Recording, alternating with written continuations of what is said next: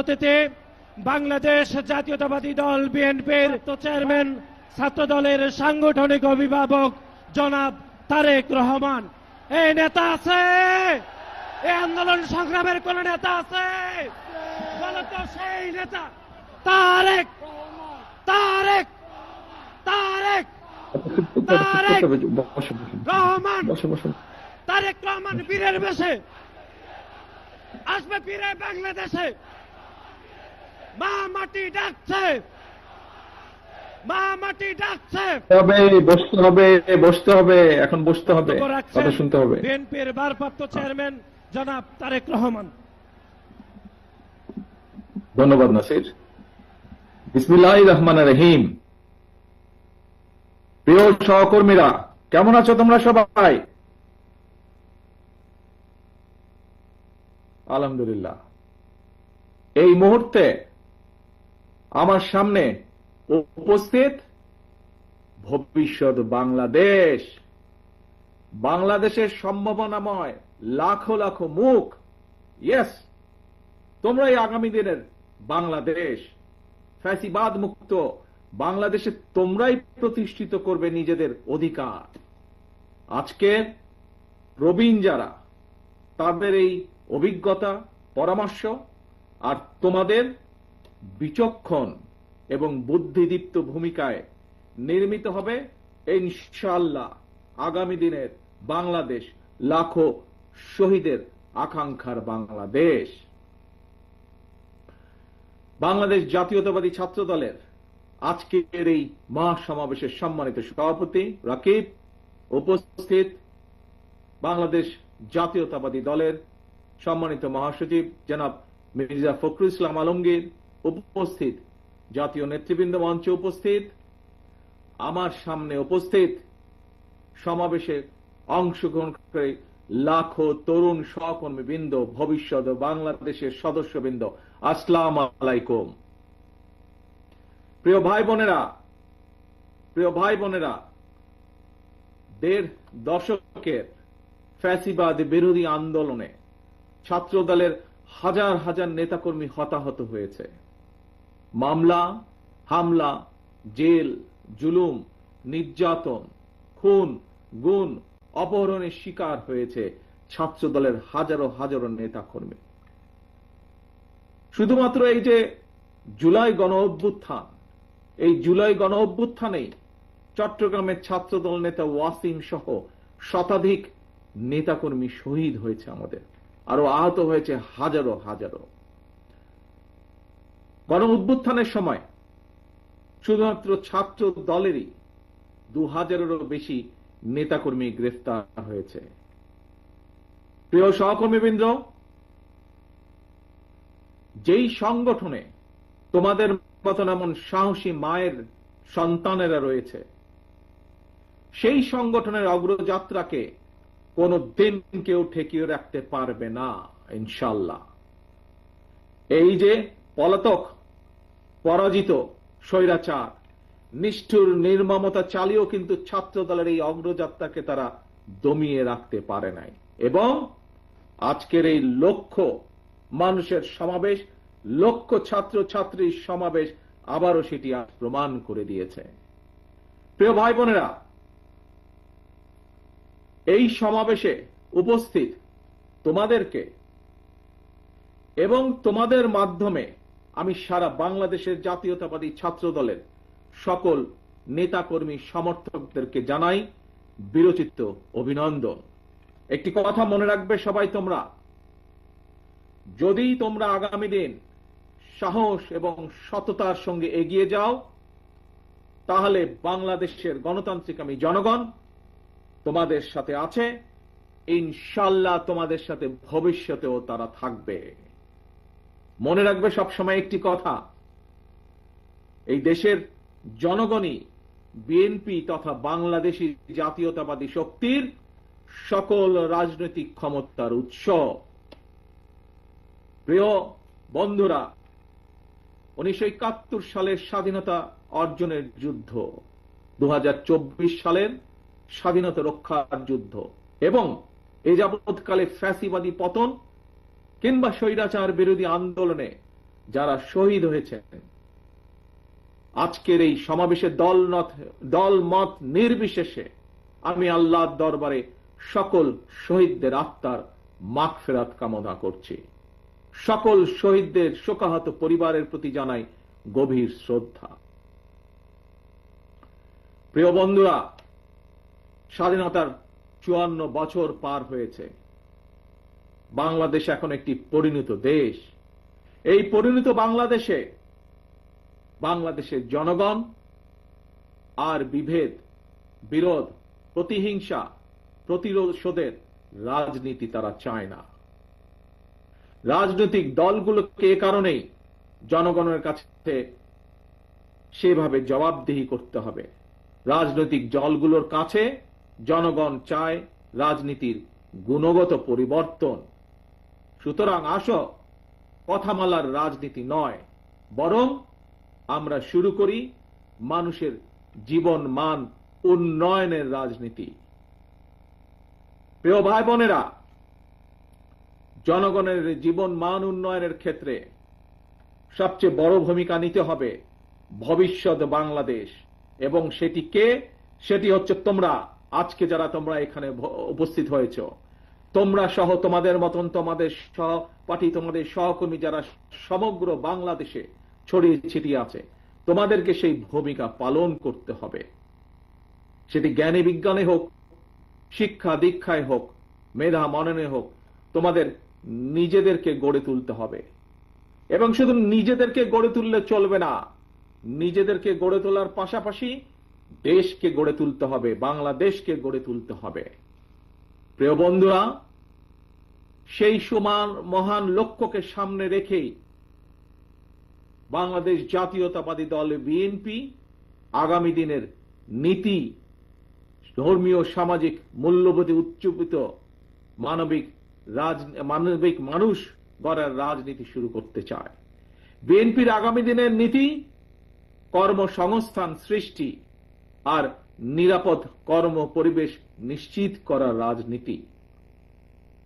আজকের এই জনসংখ্যাকে জনসম্পদে রূপান্তরিত করার রাজনীতি, মানবিক মূল্যবোধে উজ্জীবিত কর্মমুখী শিক্ষা, কারিকুলাম প্রণয়ন এবং বাস্তবায়নের রাজনীতি। এই বিষয়গুলো যেহেতু তোমরা ছাত্র দল, তোমরা যেহেতু ছাত্র সমাজের অংশ, সেজন্যই আজকে তোমাদের সাথে সরাসরি সম্পৃক্ত এরকম 2-4টি বিষয় তোমাদের সামনে আমি তুলে ধরব।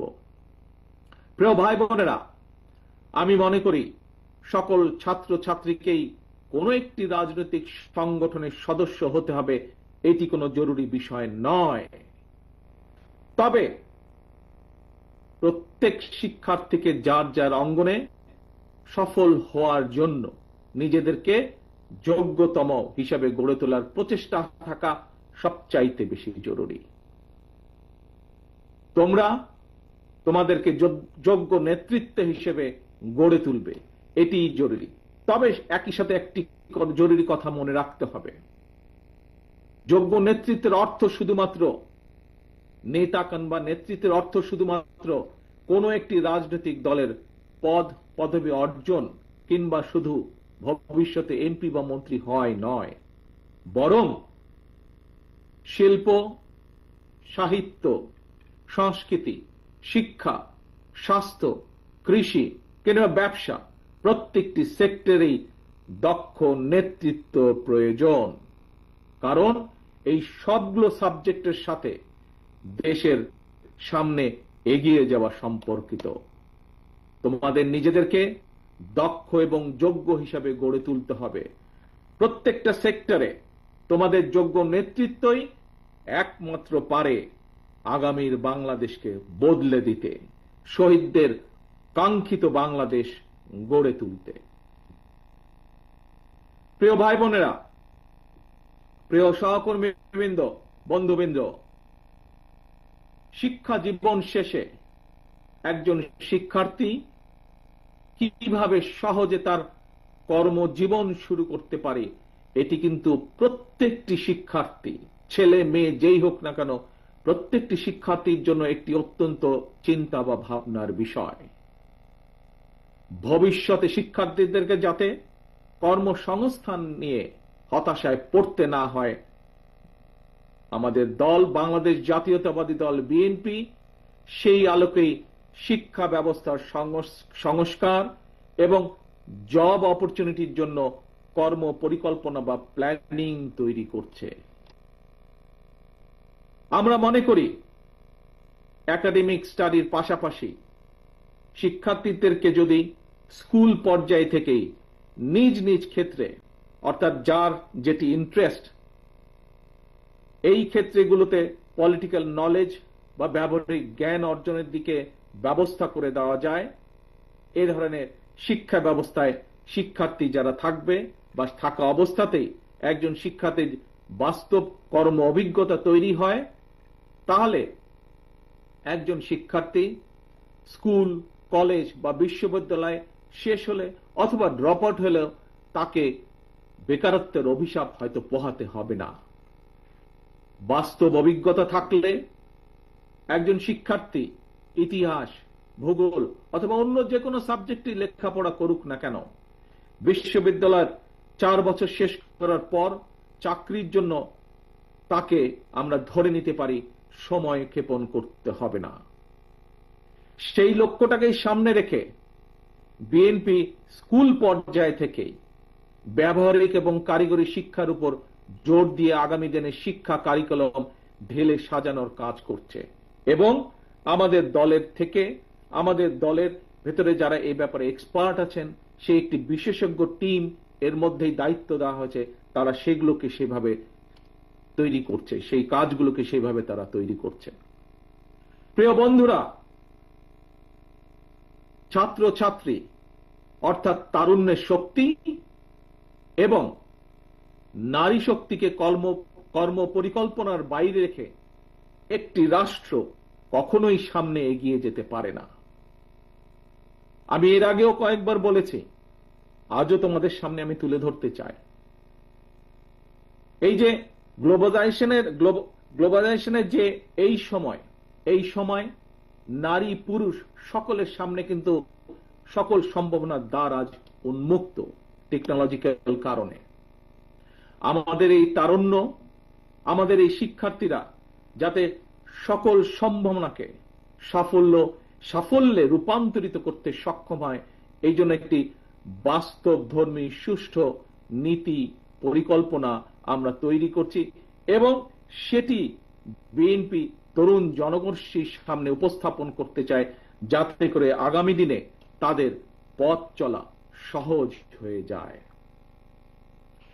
প্রিয় বন্ধুরা, তথ্য প্রযুক্তির এই সময় বিশ্ব বাজারের সঙ্গে দক্ষতা এবং যোগ্যতার প্রতিযোগিতায় যদি টিকে থাকতে হয়, তাহলে অবশ্যই তোমাদের সকলকে তথ্য প্রযুক্তি এবং কারিগরি শিক্ষায় দক্ষতা অর্জন করতে হবে।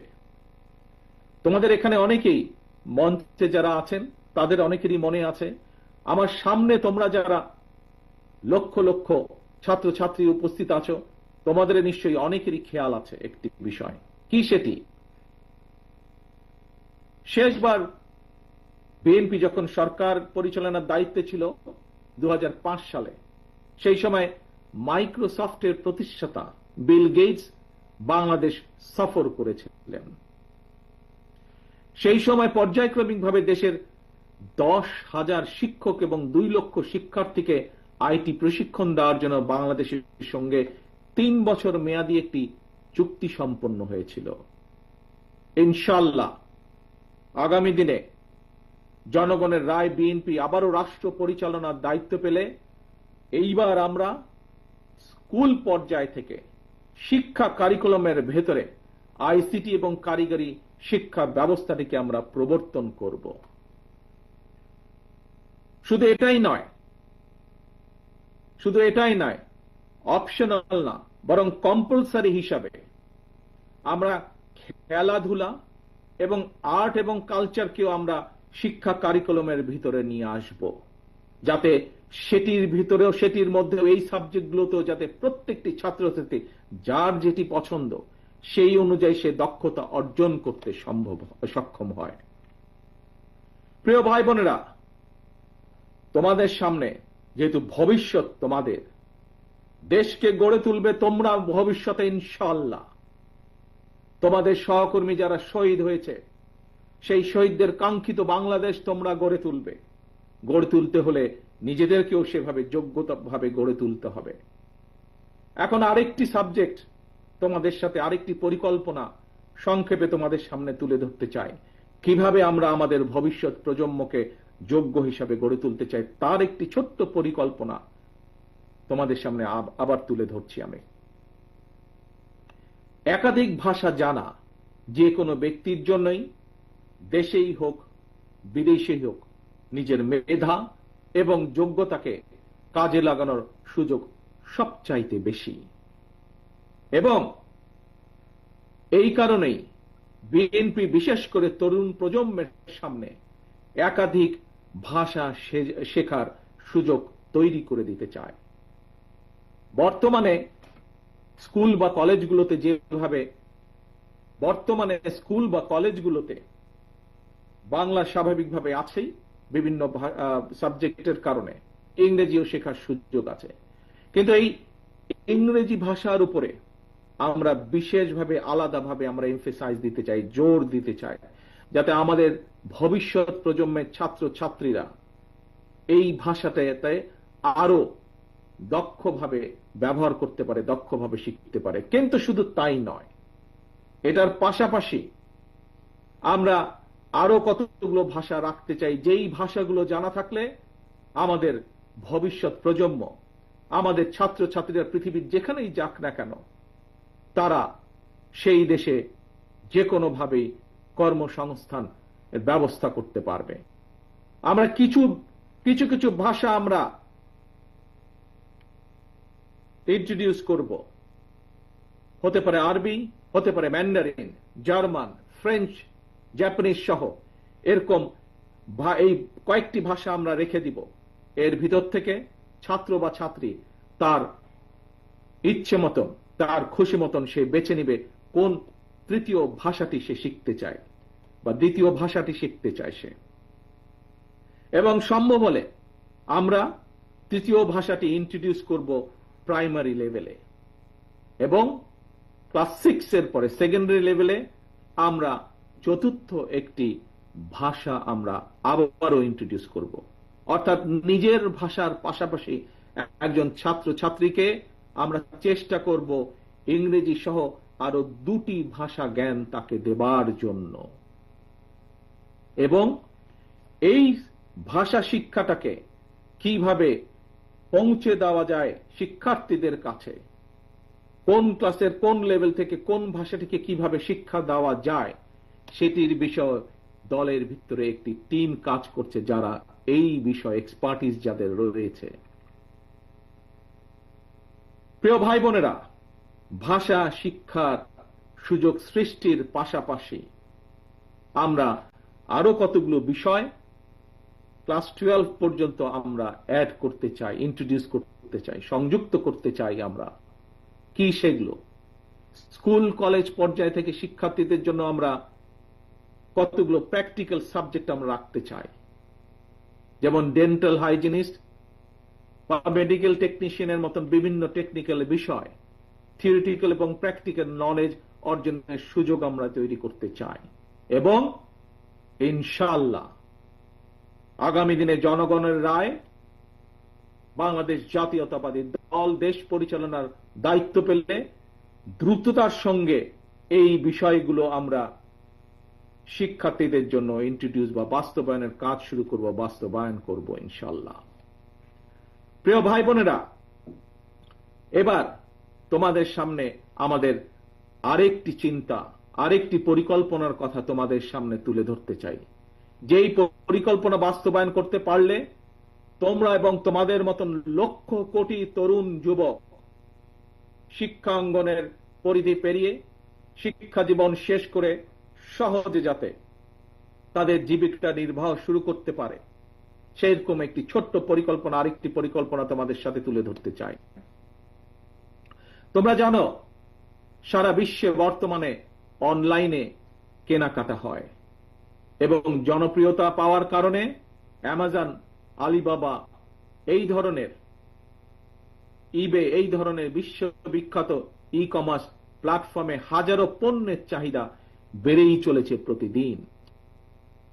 আমরা এই সুযোগটাকে কাজে লাগাতে চাই।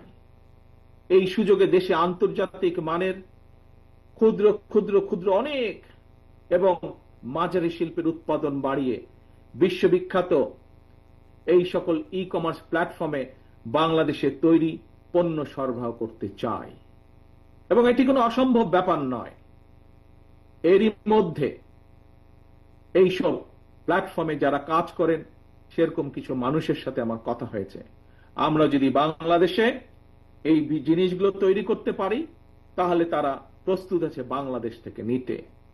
প্রিয় ভাই বোনেরা, কেন এই ছোট ছোট ছোট ছোট শিল্প প্রতিষ্ঠান আমরা তৈরি করতে চাই? আমরা তৈরি করতে চাই তোমাদের জন্য।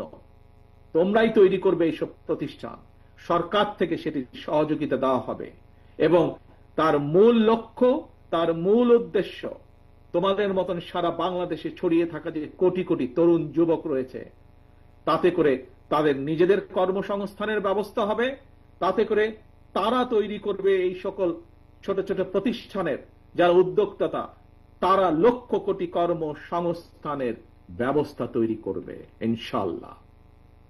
এবং এই কাজটি কিভাবে করা যায় তার জন্য আরেকটি আলাদা টিম এরই মধ্যে কাজ করছে গত 3 মাস যাবত।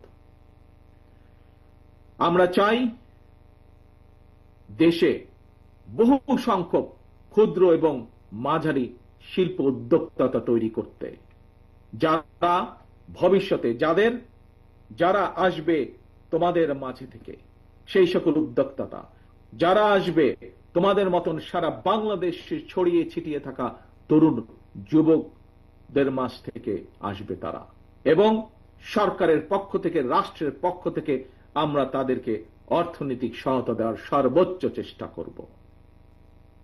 প্রিয় ভাই বোনেরা, আসো এবার আরেকটি আইডিয়া তোমাদের সামনে বা আরেকটি পরিকল্পনা তোমাদের সামনে তুলে ধরি। দেশে বর্তমানে তরুণ প্রজন্মের প্রায় 10 লক্ষেরও বেশি ভাই বোন ফ্রিল্যান্সিং কিংবা আউটসোর্সিং এর মাধ্যমে বৈদেশিক মুদ্রা, শত কোটি বৈদেশিক মুদ্রা অর্জন করছে। তবে এই কাজ যারা করছে তাদের একটি সমস্যা, হয়তো এখানে তোমরা আজ যারা লক্ষ নেতাকর্মী উপস্থিত হয়েছে, লক্ষ সমর্থক, লক্ষ ছাত্রছাত্রী উপস্থিত হয়েছে, তোমাদের মধ্যে হয়তো অনেকেই এরই ভিতরে এই কাজের সাথে সম্পর্কিত। যারা এই কাজের সাথে সম্পর্কিত এবং যারা হতে চাইছে কিন্তু হতে পারছে না, একটি সমস্যা সকলেই ফেস করছে। কি সেই সমস্যাটি? এই যে তারা যাদের কাজ করছে তারা তাদের যে পাওনা টাকা পাঠাচ্ছে বৈদেশিক মুদ্রায়, এটি দেশে আনা সম্ভব হচ্ছে না, অর্থাৎ আন্তর্জাতিক গেটওয়ের একটি সমস্যা হচ্ছে। এই সমস্যা সমাধানের জন্য আমরা এরই ভিতরে সংশ্লিষ্ট যে পেপাল আছে, স্ট্রাইপ আছে, ওয়াইজ আছে, তাদের সঙ্গে আমরা এরই মধ্যে কথা বলেছি, এবং এরই মধ্যে কথা বলার মাধ্যমে আমরা অন্তত এতটুকু আসতে পেরেছি যে ইনশাআল্লাহ আমরা সরকার গঠনে সক্ষম হলে জনগণের সমর্থন নিয়ে দ্রুততার সাথে আমরা এই সমস্যাটির সমাধান করতে পারবো ইনশাআল্লাহ। তার ফলে যারা এই কাজের সাথে সম্পর্কিত তারা যেমন সুবিধা পাবে, নতুন করে আরো মানুষ এই কাজের সাথে সম্পর্কিত হতে পারবে। প্রিয় ভাই বোনেরা, স্বাধীনতার ঘোষক শহীদ রাষ্ট্রপতি জিয়াউর রহমান দেশে স্বনির্ভরতা এবং উৎপাদনের রাজনীতি চালু করেছিলেন। মাদার অব ডেমোক্রেসি দেশনেত্রী বেগম খালেদা জিয়া দেশে নারী শিক্ষার প্রসার ঘটিয়েছিলেন। স্বনির্ভর জনগণ, স্বনির্ভর বাংলাদেশ, এটা গঠনের ধারাবাহিকতায় বিএনপি বর্তমানে দেশে বিদেশে কর্মসংস্থান সৃষ্টি এবং নিরাপদ কর্ম পরিবেশ নিশ্চিত করার রাজনৈতিক কর্মসূচি এবং পরিকল্পনা গ্রহণ করছে। এর মধ্যে কয়েকটি প্ল্যান প্রোগ্রাম আমি তোমাদের সামনে তুলে ধরেছি। এর বাইরেও আমরা কৃষি, ক্রীড়া, স্বাস্থ্য, পরিবেশ সহ প্রতিটি সেক্টরে সুনির্দিষ্ট পরিকল্পনা নিয়ে আমরা কাজ করছি। তবে সকল কর্ম পরিকল্পনা যদি যথাযথভাবে বাস্তবায়ন করতে হয়, তার জন্য প্রয়োজন তারুণ্য নির্ভর একদল মেধাবী মানুষ। আমি আজ দৃঢ়ভাবে বিশ্বাস করি এই সকল মেধাবী মানুষ আজকে আমার সামনে যারা লক্ষ লক্ষ ভাই বোনেরা উপস্থিত তোমাদের মধ্যে এবং তোমাদের মতন যারা সারা বাংলাদেশে তরুণরা ছড়িয়ে ছিটিয়ে রয়েছে, তোমাদের ভিতরে রয়েছে। প্রিয় ভাই বোনেরা, পলাতক স্বৈরাচার মুক্ত বাংলাদেশে প্রচলিত প্রথাগত ছাত্র রাজনীতির গুণগত পরিবর্তন হওয়া দরকার। জাতীয় রাজনীতি সম্পর্কে সচেতন থাকার পাশাপাশি প্রতিটি ক্যাম্পাসের সমস্যা সম্ভাবনা নিয়ে শিক্ষার্থী এবং ছাত্র সংগঠনগুলোকে সোচ্চার থাকা জরুরি। আগামীর বাংলাদেশে একটি জ্ঞান এবং মেধাভিত্তিক শাসন প্রশাসনের জন্য তোমরা তোমাদের নিজেদেরকে যোগ্যতম হিসেবে গড়ে তোলার প্রতিজ্ঞা করতে হবে। জ্ঞান অর্জন আর লেখাপড়াই হতে হবে তোমাদের প্রথম এবং প্রধান অগ্রাধিকার। প্রিয় ভাই বোনেরা, প্রিয় বন্ধুরা, তোমরা যাতে নিরাপদ এবং সুন্দর পরিবেশে লেখাপড়া করতে পারো, এজন্য তোমাদের জন্য ক্যাম্পাসের নিরাপত্তা এবং সুযোগ সুবিধা বাড়ানো প্রয়োজন বলে আমরা মনে করি। লাইব্রেরিগুলোকে মডার্নাইজ করা, অনলাইন এবং অফলাইনে লাইব্রেরি কেন্দ্রিক বহুমুখী শিক্ষার সুযোগ চালু করা প্রয়োজন। আমি বিশ্বাস করি শিক্ষার্থী এবং শিক্ষা ব্যবস্থার উন্নয়নে যেই অর্থ রাষ্ট্র বরাদ্দ করে, যেই অর্থ রাষ্ট্র খরচ করে, সেটি কোনো ব্যয় নয়, বরং শিক্ষার্থী এবং শিক্ষা ব্যবস্থার উন্নয়নে যেই অর্থ ব্যয় করা হয় সেটিকে আমি বিনিয়োগ হিসাবে দেখি, রাষ্ট্রের বিনিয়োগ হিসাবে দেখি, ভবিষ্যৎ নির্মাণের বিনিয়োগ হিসাবে আমি এটিকে দেখি। প্রিয় ভাই বোনেরা, দেশকে তাবেদার রাষ্ট্রে পরিণত করে রাখতে বিগত ১.৫ দশকে ফ্যাসিস্ট চক্র দেশের শিক্ষা ব্যবস্থাকে ধ্বংস করে দিয়েছিল, যার সাক্ষী তোমরা নিজেরাই। নানা অপকৌশলে আশ্রয় নিয়েছিল। শিক্ষার্থীদের নিরাপত্তা নিশ্চিত করার পরিবর্তে শিক্ষাঙ্গনকে সন্ত্রাসীদের নিরাপদ আস্তানা হিসেবে ব্যবহার করেছিল তারা। প্রিয় ভাই বোনেরা, আজ এই মুহূর্তে লক্ষ লক্ষ তোমরা আজ শাহবাগে যেখানে এই সমাবেশে তোমরা বসেছ, যেখানে এই সমাবেশ অনুষ্ঠিত হচ্ছে, এর পাশেই কিন্তু খুব সম্ভব তোমাদের হাতের বাম পাশে হবে বোধহয়, হাতের বাম পাশে অর্থাৎ মঞ্চে যারা বসে আছেন তাদের ডান পাশে, মঞ্চের সামনে তোমরা যারা বসে আছো খুব সম্ভব তোমাদের হাতের বাম পাশে ঢাকা বিশ্ববিদ্যালয়, ঐতিহাসিক ঢাকা বিশ্ববিদ্যালয়। এই ঢাকা বিশ্ববিদ্যালয়ের সঙ্গে ইতিহাস জড়িয়ে আছে বাংলাদেশের গৌরবোজ্জ্বল ইতিহাস, ঐতিহ্য, মুক্তিযুদ্ধ। ফ্যাসিবাদ শাসন আমলে ভিন্ন দল ভিন্ন মতের শিক্ষার্থীদের জন্য এই ঢাকা বিশ্ববিদ্যালয়ের ক্যাম্পাসগুলোকে সেই সময় কনসেন্ট্রেশন ক্যাম্পে পরিণত করা হয়েছিল। বর্তমানে যারা এই ঢাকা বিশ্ববিদ্যালয়ের শিক্ষার্থী, তাদের সামনে এই ক্যাম্পাসকে জ্ঞান চর্চা এবং গবেষণার একটি নিরাপদ ভূমি হিসাবে প্রতিষ্ঠার সুযোগ এসেছে। প্রাচ্যের অক্সফোর্ড খ্যাত এই বিশ্ববিদ্যালয়ের গৌরবজনক ইতিহাস আবারও ছড়িয়ে দিতে হবে তোমাদের যারা উত্তরসূরি শিক্ষার্থী তাদের মনের ভিতরে। ঢাকা বিশ্ববিদ্যালয় ছাত্র দলের নেতাকর্মী এবং কিছু সংখ্যক শিক্ষার্থীর সঙ্গে আমি সরাসরি কথা বলেছি। ঢাকা বিশ্ববিদ্যালয়ের আবাসন সংকট নিরসনে আবাসিক হলগুলোতে বসবাস এবং খাবারের মান বাড়ানো অত্যন্ত জরুরি। এ ব্যাপারে আমি শিক্ষার্থীদের সঙ্গে কথা বলে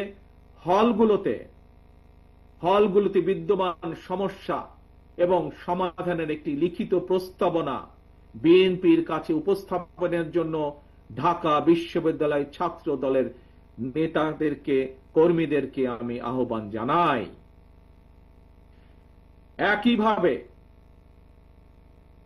একইভাবে দেশের অন্য বিশ্ববিদ্যালয়গুলোর শিক্ষক শিক্ষার্থীদের সঙ্গে কথা বলে সেই সব বিশ্ববিদ্যালয় সমস্যা এবং সম্ভাবনা নিয়ে সুপারিশ সহ রিপোর্ট তৈরি করার জন্য ইতিমধ্যেই বিএনপির পক্ষ থেকে ছাত্র দলের সংশ্লিষ্ট নেতৃত্বকে নির্দেশনা দেওয়া হয়েছে।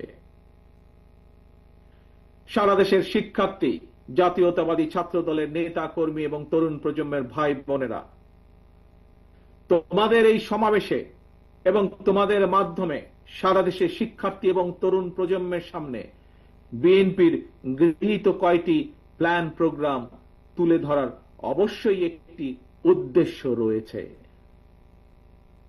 কি সেই উদ্দেশ্য, কি সেই লক্ষ্য? সেটি হলো আমাদের প্রত্যেকেরই মা রয়েছে। একজন মায়ের চোখে বাংলাদেশ যেমন, অর্থাৎ আগামী দিনে আমরা নবীন এবং প্রবীণ সবাই মিলে তেমন একটি বাংলাদেশ গড়তে চাই। আমরা একজন মায়ের চোখে যেমন বাংলাদেশ, তেমন একটি বাংলাদেশ আমরা গড়ে তুলতে চাই, নবীন এবং প্রবীণ সকলে মিলে। প্রিয় ভাই বোনেরা, সারা দেশের ছাত্র দলের নেতা কর্মী, দেশের সকল শিক্ষার্থী এবং তরুণ প্রজন্মের দৃষ্টি আকর্ষণ করে বলতে চাই, আজকের এই তারুণ্য, আজকের এই শিক্ষার্থীরা আগামীর বাংলাদেশ। এই বাংলাদেশে ফ্যাসিবাদ, উগ্রবাদ, চরমপন্থার উৎখান কিংবা পুনর্বাসন, চরমপন্থার উৎখান কিংবা পুনর্বাসন ঠেকাতে শিক্ষার্থীদেরকে অবশ্যই সচেতন থাকতে হবে, সচেতন ভূমিকা পালন করতে হবে, যার আহ্বান এরই ভেতরে আজকের এই সমাবেশের সভাপতি সকলকে দিয়ে গিয়েছে। প্রিয় ভাই বোনেরা, দেশের প্রায় 13 কোটি ভোটারের মধ্যে গত 1.5 দশকে ভোটার তালিকায় এ পর্যন্ত প্রায় 4 কোটি নতুন ভোটার যুক্ত হয়েছে। তোমরা ভোটার হলেও ফ্যাসিবাদ চক্র তোমাদের ভোটের অধিকার কেড়ে নিয়েছিল। আসন্ন জাতীয় নির্বাচন সামনে এবং এই আসন্ন জাতীয় নির্বাচনে তোমাদের হারানো ভোটের অধিকার পুনঃপ্রতিষ্ঠার এক বিরাট সুযোগ তৈরি হয়েছে। এই সুযোগকে কাজে লাগিয়ে স্বাবলম্বী বাংলাদেশ গড়ার লক্ষ্যে বিএনপির গৃহীত পরিকল্পনা বাস্তবায়ন করার জন্য পলাতক স্বৈরাচারের শাসন আমলে গত 1.5 দশকে ভোট প্রয়োগের অধিকার বঞ্চিত 3.5 কোটি ভোটার সহ সবার সমর্থন এবং সহযোগিতা চাই। আজকের এই সমাবেশে উপস্থিত ছাত্র দলের নেতা কর্মী এবং প্রিয় শিক্ষার্থী ভাই বোনদের মাধ্যমে সারা দেশের সকল শিক্ষার্থী এবং তরুণ প্রজন্মের কাছে আজ আমার একটি আহ্বান থাকবে। সামনে উপস্থিত শিক্ষার্থী প্রিয় ভাই বোনেরা, ছাত্র দলের প্রিয় ভাই বোনেরা, মন দিয়ে শোনো কি আহ্বান আমি জানাতে চাই। তারপরে আমার এই আহ্বানের কথা ছড়িয়ে দাও তোমাদের সকল শিক্ষার্থী, সারা সমগ্র বাংলাদেশে ছড়িয়ে ছিটিয়ে থাকা সকল শিক্ষার্থী, সকল আগামীর বাংলাদেশ ভবিষ্যৎ প্রজন্মের কাছে যারা নতুন ভোটার, তাদের সকলের কাছে আমার এই আহ্বান ছড়িয়ে দিবে। পারবে ছড়িয়ে দিতে? পারবে আমার আহ্বান ছড়িয়ে দিতে? আসো তাহলে বলি আমি কি সেই আহ্বান। মন দিয়ে শোনো, প্রথমবার আমি তোমাদেরকে সেই আহ্বানের কথা বলবো, তোমরা পরে আমি বলা শেষ হলে আমার সাথে তোমরা আবার পরবর্তীতে বলবে। কি সেই আহ্বান? তারুণ্যের প্রথম ভোট ধানের শীষের জন্য হোক। কি সেই আহ্বান? তারুণ্যের প্রথম ভোট ধানের শীষের জন্য হোক।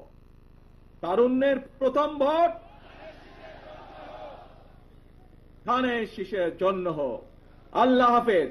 আসো আমরা আজকে প্রতিজ্ঞাবদ্ধ হই, ভবিষ্যৎ বাংলাদেশ, শহীদের কাঙ্ক্ষিত বাংলাদেশ গড়ার জন্য যা যা প্রয়োজন, নিজেদেরকে যোগ্য করার জন্য যা যা প্রয়োজন তোমরা তা সকলে গ্রহণ করবে। এই হোক আজকের প্রতিজ্ঞা। আজকের প্রতিজ্ঞা হোক তারুণ্যের প্রথম ভোট, তারুণ্যের প্রথম ভোট ধানের শীষের জন্য হোক। আল্লাহ হাফেজ। বাংলাদেশ জিন্দাবাদ। বাংলাদেশ জাতীয়তাবাদী দল জিন্দাবাদ।